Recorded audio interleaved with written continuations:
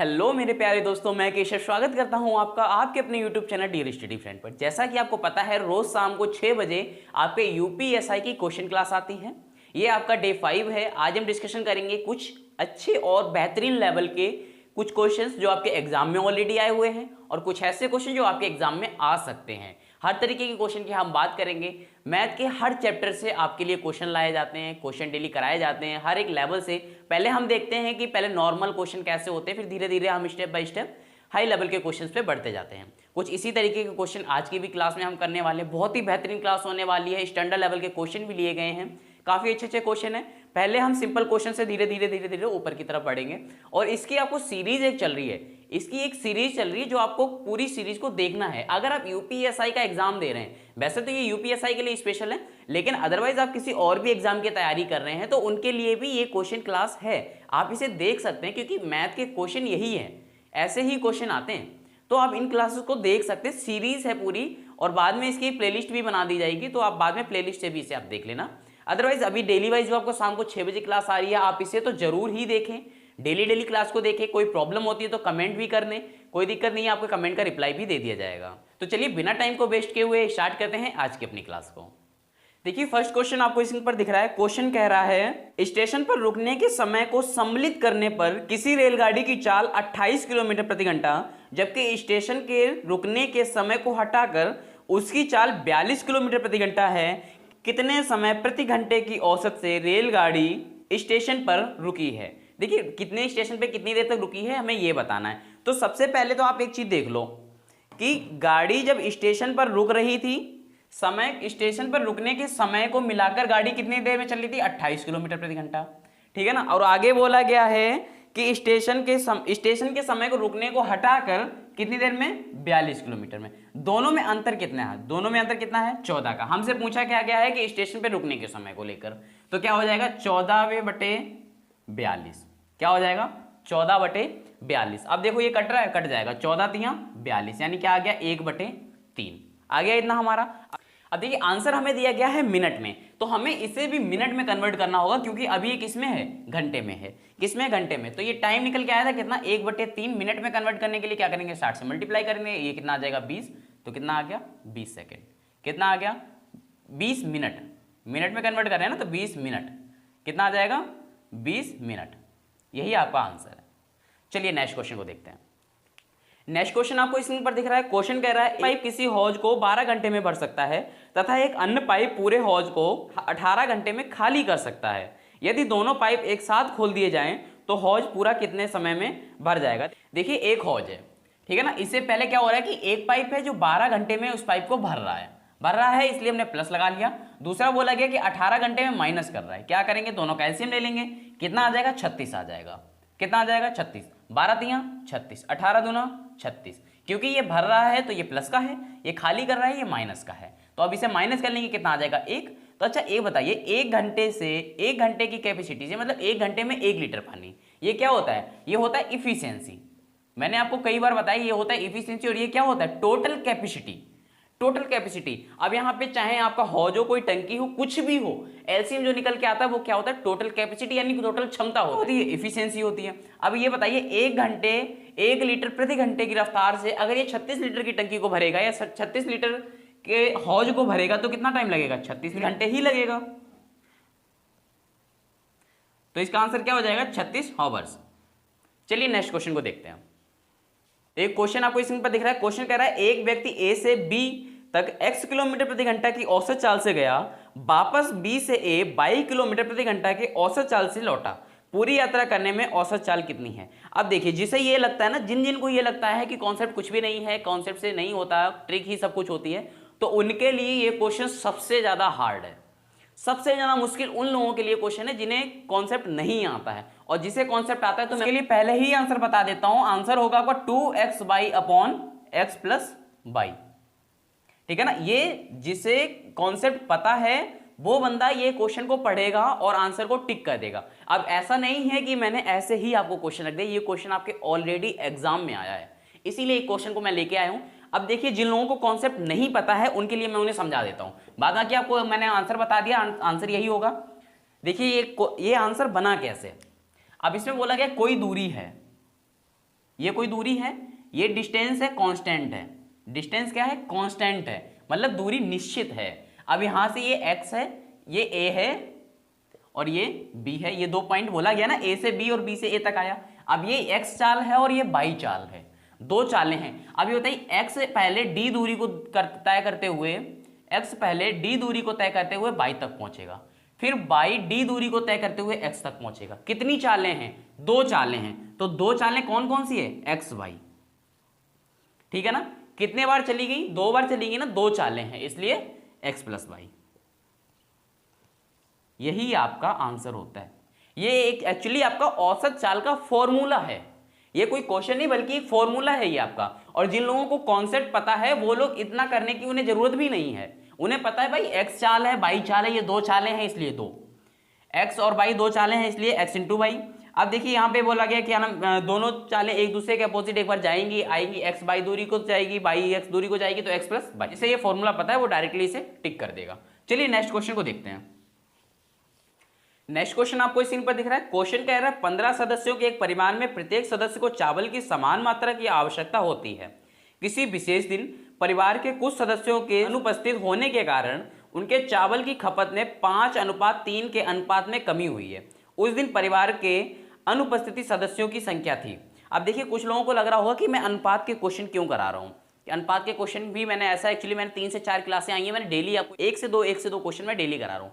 तो इसलिए करा रहा हूँ भैया कि आपके अनुपात से कम 2 से 3 क्वेश्चन आते हैं, कम से कम 2 से 3 क्वेश्चन आपके अनुपात से आएंगे जरूर। तो देखो इसमें बोला क्या है, परिवारों के सदस्यों की कितनी संख्या है? 15 संख्या है। कितने सदस्य हैं? 15 सदस्य हैं। अब देखिए इसमें आप कॉन्सेप्ट भी लगा सकते हो, लेकिन मैं आपको ट्रिक बता रहा हूँ। यहाँ पे देखिए क्या है, 5:3, ये 2 अनुपात है, ये 1 अनुपात है, 5:3। तो जो दूसरा, ये पहला अनुपात हो गया, ये दूसरा अनुपात हो गया, है ना। ऐसा हो गया तो दूसरे वाले को रखो ऊपर और पहले वाले को कर दो नीचे और बीच में लगा दो मल्टीप्लाई। बस आपको इतना करना है, इसे डिवाइड करो, 5 3 15 और 3 3 9। आंसर कितना हो गया? 9। यही आपका आंसर है, ठीक है। क्या करना है, ये जो अनुपात होता है दूसरे वाले को रखना है ऊपर, पहले वाले को रखना है नीचे। जितने भी परिवार के सदस्य हैं उन्हें रखना है मल्टीप्लाई में। तो 5 से काटेंगे 15 को 3 बार में, और 3 का 3 में मल्टीप्लाई करेंगे तो कितना आ जाएगा? 9। ठीक है, चलिए नेक्स्ट क्वेश्चन को देखते हैं। नेक्स्ट क्वेश्चन आपको स्क्रीन पर दिख रहा है और ये क्वेश्चन इतना आसान नहीं है जितना आपको लग रहा है। और ऐसा भी मत सोचना कि इससे क्वेश्चन नहीं आते हैं। भाई आपका जो ग्राफ है ना, जो क्वेश्चन का ग्राफ है, वो आप इस तरीके से समझ लो कि हर एक चैप्टर से आपके 2 क्वेश्चन आने होते हैं। जो पेपर होगा उसमें 40 क्वेश्चन आपके मैथ के होंगे, 40 क्वेश्चन होंगे मैथ के।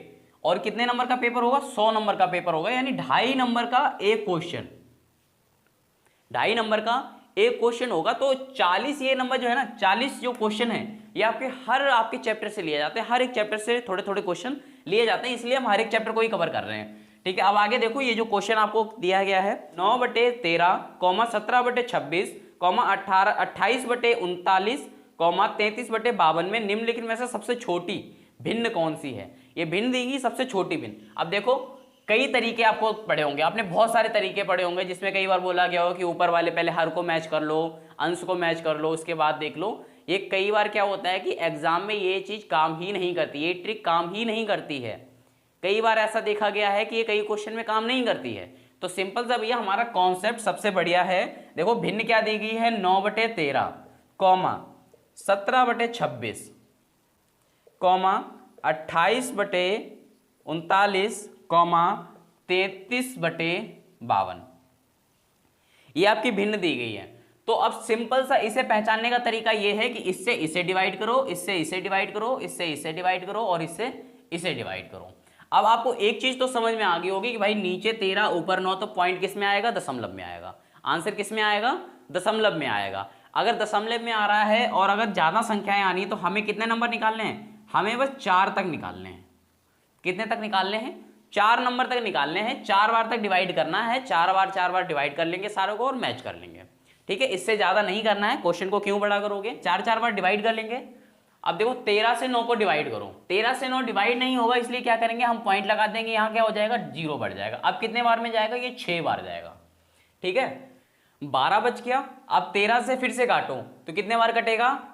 फिर से कट जाएगा 9 बार में। कितने बार कट जाएगा? 9 बार में। कितना हो जाएगा? अब कितने बार कटेगा? 13 दूनी 26, 2 बार कट जाएगा। और उसके बाद फिर कटेगा ये 3 बार में। तो पहला आपका आंसर क्या आ गया, पहला आंसर आ गया 0.69, पहला आपका आ गया 0.6923। अब देखो दूसरा क्या निकलेगा, 26 से काटो 17 को नहीं कटेगा तो क्या करेंगे, दशमलव लगा देंगे, फिर ये कितने बार कट जाएगा, 170 को 26 से काटेंगे तो ये कितने बार कटेगा, 6 बार में। कितने बार में, 6 बार में, 6 बार में कटेगा। फिर आगे आगे कटेगा ये 5 बार में, 5 बार पे कट जाएगा। क्या रह गया इसमें, अब कटेगा ये 3 बार में और फिर 8 बार में। ठीक है, दूसरा क्वेश्चन, दूसरा आंसर क्या आ गया, 6 5 3 8। अगला देखो, अब करना है 28 को काटना है 39 से, नहीं कटेगा, दशमलव लगा दिया। क्या लगा दिया, दशमलव लगा दिया, 0 बढ़ गया, 280 हो गया। अब देखो 39 से काटो तो ये कितने में कट जाएगा, 7 बार कट जाएगा, 7 बार कट जाएगा। ठीक है, आगे देखो फिर ये कितने बार कटेगा, 39 से कम 39, 1 बार कट जाएगा। फिर 39 से कम 39, फिर बच गया 273, 7 बार में कट जाएगा ये, और 7 बार में कट गया, उसके बाद कटेगा फिर 9 बार में। तो इसका आंसर क्या आ जाएगा, क्योंकि 4 बार तक ही निकाल रहे हैं, 7 1 7 9। अब इसे काट लो, 52 से 33 को काटोगे नहीं कटेगा, दशमलव लगा दिया, 0 बढ़ गया, कितने बार में कट जाएगा, 6 बार में कट जाएगा। कितना रह जाएगा, 153 को काटो 52 से, कितने बार में कटेगा ये कट जाएगा आपका 3 बार। 156 ये कितने बार में कटेगा, 3 बार में कट जाएगा। ठीक है, आगे देखो, आगे कितने बार में कट रहा है, 156, कितना बच गया, अब कटेगा ये 4 बार में और फिर 6 बार में। देखिए चौथा ऑप्शन आपका क्या आ गया, चौथा ऑप्शन आपका बन गया 6 3 4 और 6। अब इसमें से देखो सबसे छोटी भिन्न कौन सी है, सबसे छोटी भिन्न इसमें से कौन सी आपको नजर आ रही, देखो देखो इसमें सबसे छोटी भिन्न कौन सी नजर आ रही है, चौथी सबसे छोटी भिन्न हमें नजर आ रही है सबसे छोटी भिन्न। और चौथा है क्या, 33/52, 33/52, यही सबसे छोटी भिन्न है। चलिए नेक्स्ट क्वेश्चन को देखते हैं। देखो नेक्स्ट क्वेश्चन कह रहा है, एक परीक्षा में एक विद्यार्थी से किसी संख्या का 3/14 ज्ञात करने को कहा गया। कोई विद्यालय है जिसमें से किसी विद्यार्थी से कितना ज्ञात करने को कहा गया, 3/14। आगे देखिए क्या बोला गया, गलती से उस विद्यार्थी ने उस संख्या का 3/4 ज्ञात कर लिया। अब कितना ज्ञात कर लिया, 3/4 ज्ञात कितना करना था, 3/14 ज्ञात कर लिया, 3/4, जो ठीक उत्तर से 150 अधिक था। अब जो आंसर आना था उससे कितना अधिक था, 150 अधिक था। ठीक, आगे क्या बोला गया है, दी हुई संख्या थी। अब हमें वो संख्या बतानी है कि वो संख्या कौन सी थी। अब देखिए हमें संख्या नहीं पता तो हम मान लेते हैं ये संख्या x रही होगी, इसे माइनस कर देंगे तो हमें पता चल जाएगा कि हमारी संख्या क्या थी। सबसे पहले क्या करो, इसे एलसीएम ले लो। एलसीएम कितना हो जाएगा, 14 दूनी 28, कितना हो जाएगा 28, इसका एलसीएम हो जाएगा। इसका एलसीएम हो जाएगा तो किधर क्या आ जाएगा, 21x माइनस इधर क्या आ जाएगा, 6x आ जाएगा। अब देखिए ये x है, ये x है, माइनस कर देंगे कितना आ जाएगा, 15x, इधर चल रहा है 150, ठीक है ना, 15x बटे कितना है 28। अब ये 28 इक्वल में 100 150 है ना, ये 28 इधर जाएगा मल्टीप्लाई में हो जाएगा, तो यहाँ से हटा के मल्टीप्लाई में कर देते हैं 28। अब x की वैल्यू निकालनी है तो 15 अपॉन में जाएगा, तो डिवाइड होगा तो सीधे सीधे यहीं से डिवाइड कर देते हैं, कितने बार में, 10 बार में। x इक्वल टू 280, ये आपका आंसर है। मैं फिर से समझा देता हूं। देखिए बोला गया है कि 3/14 ज्ञात करने को कहा गया, संख्या नहीं पता थी इसलिए हमने संख्या को x मान लिया, माइनस 3/4 क्योंकि 3/4 उसने निकाल दिया। अब कुछ ज्ञात करने के लिए बोला गया, कुछ निकाल दिया, तो हमें डिफरेंस पता करना था इसीलिए हमने माइनस लगा दिया। उत्तर कितना आ रहा था, 150। जब इन्हें माइनस एलसीएम लिया इनका 28 आ गया, ऊपर क्या आ गया 21x minus 6x is equal to 150। ठीक है, अब देखिए एलसीएम क्योंकि 28 अपॉन में है, ये इधर जाएगा मल्टीप्लाई में, ये दोनों माइनस है तो ये जाएंगे अपॉन में। अब इन्हें अपॉन में जाना था तो हमने सीधे सीधे यहीं ने डिवाइड कर दिया, 15 से 150 को डिवाइड करोगे 10 बार में, और यहाँ पे 10 बजेगा, 10 से जब 28 का मल्टीप्लाई करोगे तो 280 आ जाएगा, तो x इजगल टू क्या आ जाएगा 280। यही आपका आंसर है। चलिए नेक्स्ट क्वेश्चन की तरफ बढ़ते हैं। देखिए नेक्स्ट क्वेश्चन आपको इसी पर दिख रहा है। क्वेश्चन कह रहा है, 2 नल एक हौज को क्रमशः 3 तथा 4 घंटे में भर सकते हैं तथा एक निकासी नल 2 घंटे में खाली कर सकता है। यदि तीनों नल खोल दिए जाएं तो हौज कितने समय में भरेगा। भाई 3 हौज हैं, पहला भर रहा है 3 घंटे में, फिर भर रहा है 4 घंटे में, फिर भर रहा है 2 घंटे में। सॉरी ये माइनस कर रहा है, तो भरने वाले क्या है प्लस कर लेंगे, माइनस वाले को क्या करेंगे माइनस कर लेंगे, क्योंकि ये खाली कर रहा है। अब इनका एलसीएम क्या हो जाएगा, एलसीएम हो जाएगा इनका 12, एलसीएम हो जाएगा 12, 3 चौक 12। अब ये भर रहा है इसलिए प्लस, 4 3 12 प्लस का 3 और 2 6 12, क्योंकि ये खाली कर रहा है तो माइनस का 6। अब इन दोनों को प्लस करोगे कितना आ जाएगा 7, और 7 में से 6 माइनस करोगे कितना आ जाएगा 1। अब भैया ये बताओ 1 घंटे में अगर 1 लीटर पानी भर रहा है तो 12 लीटर के हौज को भरने में कितना घंटा लगेगा, 12 घंटा लगेगा। यही आपका आंसर है। ठीक है, चलिए नेक्स्ट क्वेश्चन को देखते हैं।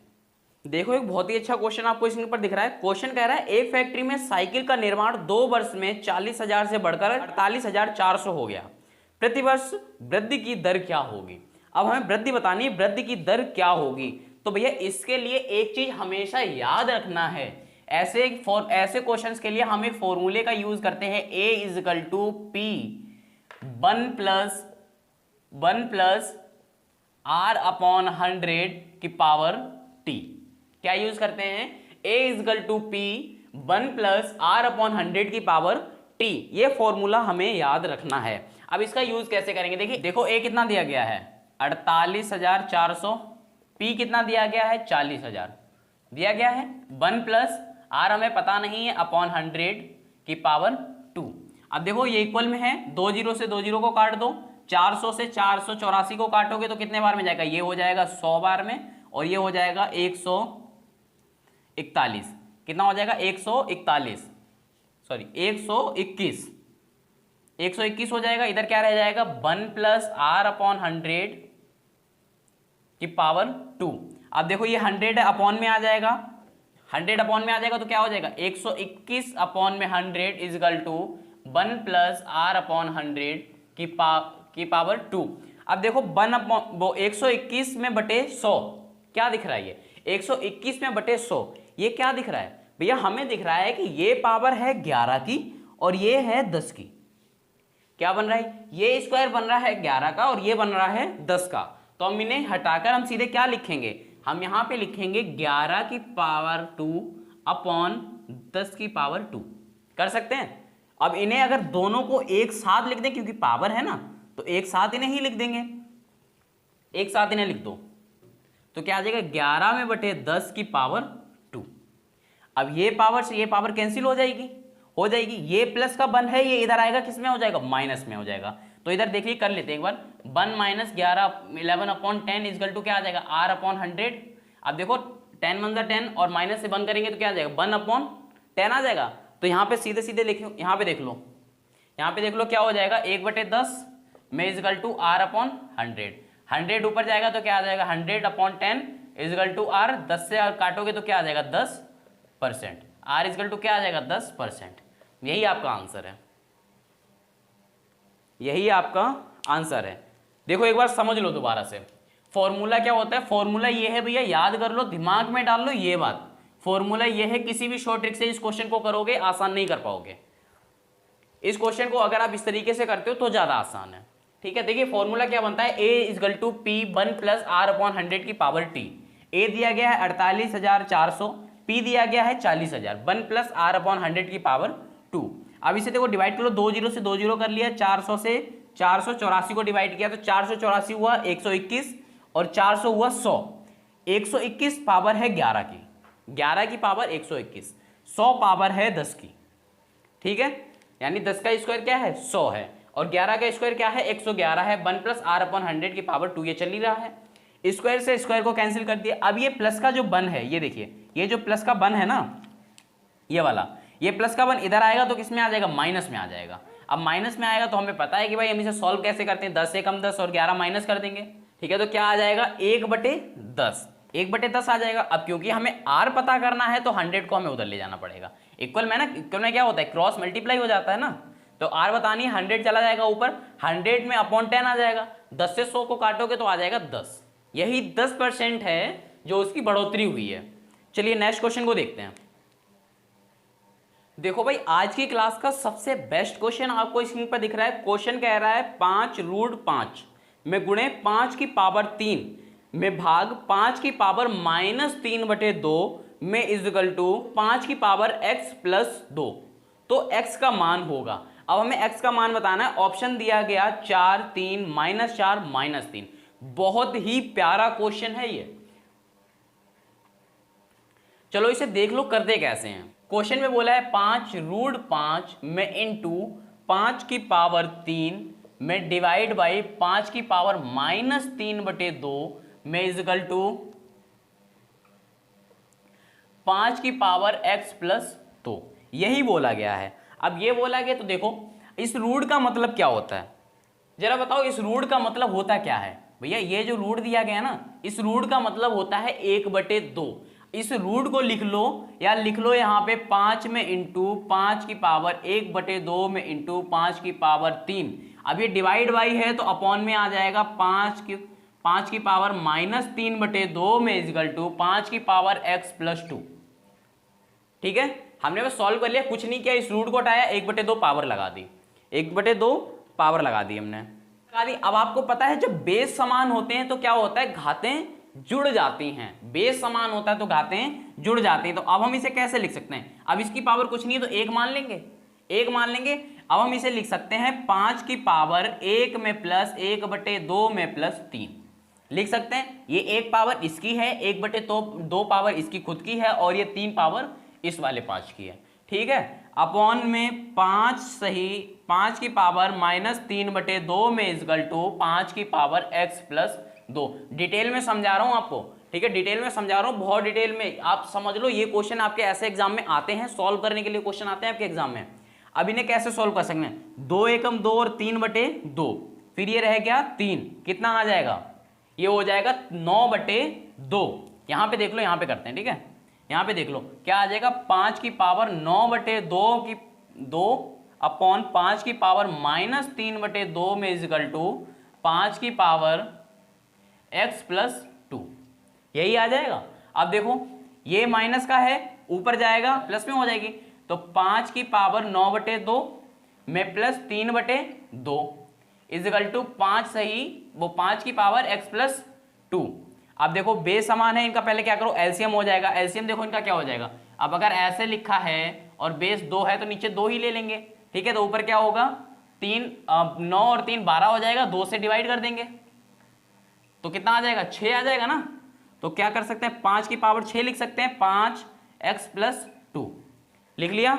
अब देखो बेस समान है, हटा दो बेस को, क्या रह गया 6 इजकल टू x प्लस 2 रह गया। अब 2 प्लस का इधर माइनस में आ जाएगा तो क्या हो जाएगा 4 इजकल टू x, यही आपका आंसर। एक बार क्वेश्चन को फिर से समझ लो। क्वेश्चन बोल रहा था 5√5 में इंटू 5 की power 3 divided by 5 -3/2 equal to 5x plus 2, इतना बोला गया था। अब देखो 5 हमने वैसे ही लिख लिया, कुछ नहीं है तो पावर 1 लगा ली, इंटू 5 रूट हटाया तो 1/2 आ गया। अब रूट लिखो या 1/2 लिखो बात बराबर होती है, इंटू 5 की पावर 3 लिखा है। अब ये डिवाइड में लिखा है भाई, इसका मतलब क्या, भाग ही तो है तो इसे भाग में ले आए, 5/-3/2 इजकल टू 5 की पावर x प्लस 2।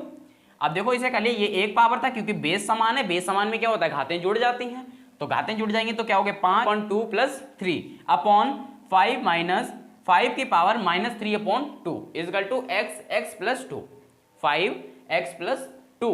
अब इसे सॉल्व कर लेंगे, नीचे देखिए बेस है ना तो ऊपर जाएगा ये प्लस में हो जाएगा, सेम बेस है ऊपर जाएगी ये प्लस में हो जाएगी, घात प्लस में होगी तो क्योंकि फिर क्या माहौल बन जाएगा, ऊपर जाएगी तो क्या हो जाएगा। अब देखो यहाँ पे हमने जब इसे सॉल्व किया, इसे समझ लो, 2 एकम 2 और 1 3, क्या आ गया 3/2 आ गया प्लस 3 रह गया। अब ये 2 3 6 हो जाएगा और 6 और 3 9 हो जाएगा, तो 9/2 आ गया। अब यहाँ पे ये वाली पावर ऊपर जाएगी माइनस की, प्लस की हो जाएगी, क्या हो 3/2 हो जाती, यही हो जाएगी ना। तो क्या एलसीएम आ जाता 2, अब ये ऊपर प्लस हो जाएंगे, 9 प्लस 3 क्या हो जाते 12, 12/2 डिवाइड करेंगे तो कितना आ जाएगा 6 आ जाएगा। तो बस यही हमने यही लिखा हुआ है, यहाँ पे देखो ये मैंने लिखा हुआ है 5 की पावर 6 में इजकल टू 5 की पावर x प्लस 2। अब 5 के क्योंकि बेस समान है तो बेस कट गए, x equal 6 equal to x plus 2, 2 किसके थे प्लस के थे, इधर आएंगे माइनस के हो जाएंगे तो 4 इजकल टू क्या आ जाएगा x आ जाएगा। ये थे आज के कुछ हमारे बेहतरीन क्वेश्चन। आई होप आपको ये क्वेश्चन पसंद आए होंगे और ये वीडियो भी पसंद आई होगी। अगर आपको ये वीडियो पसंद आई है तो वीडियो को लाइक कीजिए, चैनल को सब्सक्राइब कीजिए। मिलते हैं अपनी नेक्स्ट वीडियो में। Thank you for watching this video.